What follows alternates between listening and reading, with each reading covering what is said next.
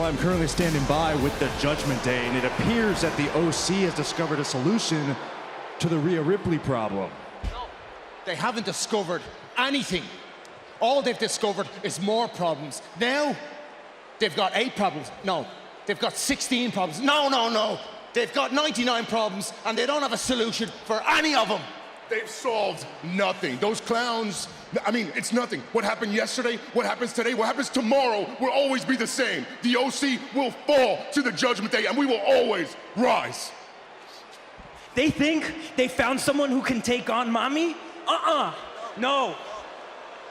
It's okay, I got this. The OC, they think that they can just bring anyone in to fix their little Rhea problem. Bring in Mia Yim.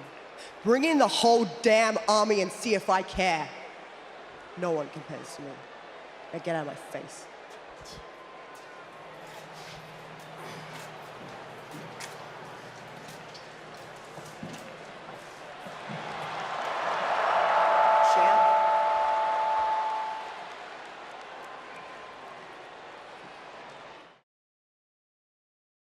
Break the rules, break